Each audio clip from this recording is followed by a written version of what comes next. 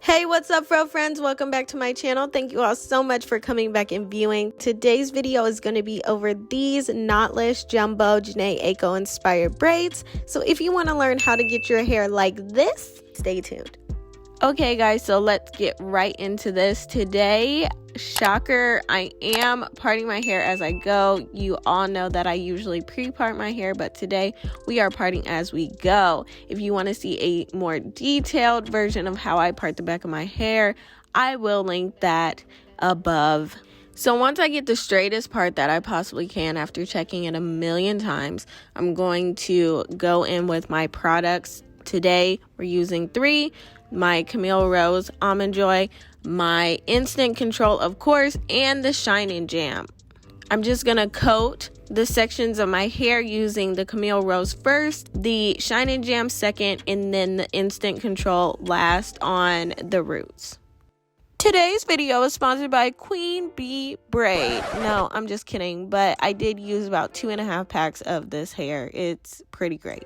So in order to achieve this Jhene Aiko inspired hairstyle, I'm going to use the knotless method and feed in my hair pretty frequently. You'll see me picking up hair and feeding it in until I get the desired thickness of the braid that I want. Once that happens, I'm going to go on ahead and start braiding it down. If I feel like the braid is losing thickness too soon, I will go on ahead and feed that in. In the next clip, I'm going to give you a more slower breakdown of exactly how I'm feeding the hair into these braids. In order to get a really sleek, neat braid, as I'm braiding down, I'm making sure that I am taking my Shining Jam and any kind of stray, like flyaway hair, especially when I'm braiding my hair with the braiding hair. I'm going to go on ahead and just apply some of that Shining Jam onto my hair and the braiding hair so it creates a seamless blend. So making sure that my hair is thoroughly prepped for the braid, aka moisturized and all of that, I'm going to go on ahead and break my hair into 3 sections.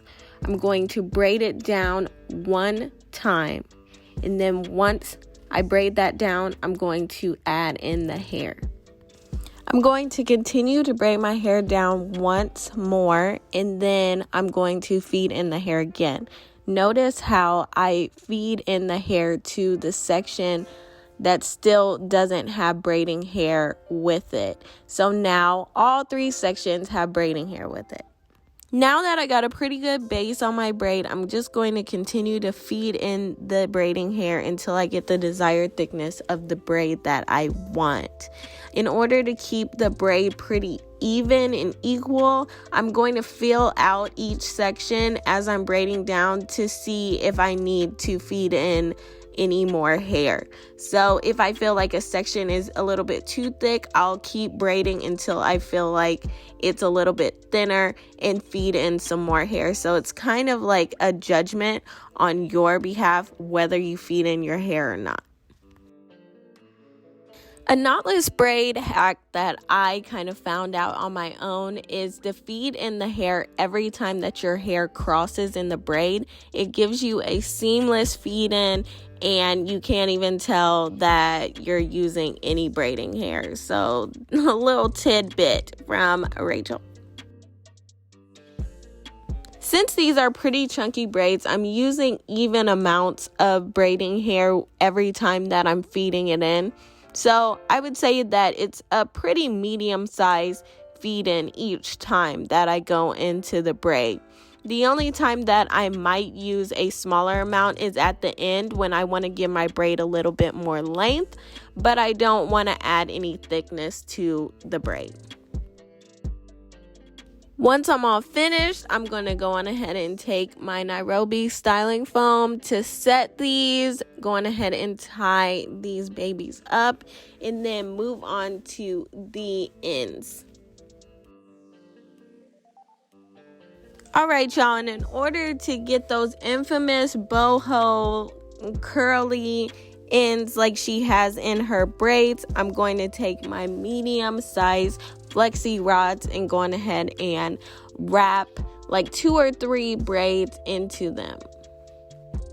I'm going to do this with every single braid. And just like how you would seal regular box braids or any protective style, I'm just going to dip my braids into boiling water in order to set these curls.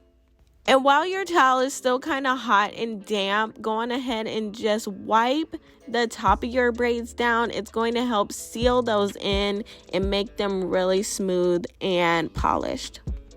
So now it's an unwrap. Get it?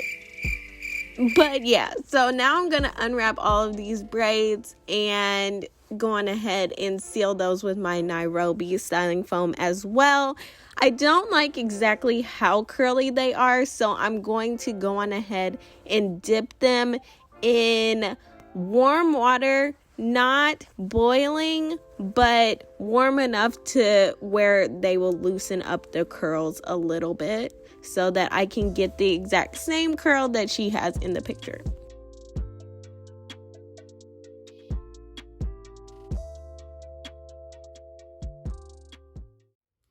Hey guys, welcome back. So this is the final result of my Jhene Aiko inspired jumbo braids. I have the curled ends and everything. I am obsessed with this hairstyle. I think this is like my new protective hairstyle. It did not take me any time to really do this hairstyle. I believe that it took me about 2 hours to install these braids and everything. I did not pre-part my hair, so that was what took me the longest to do.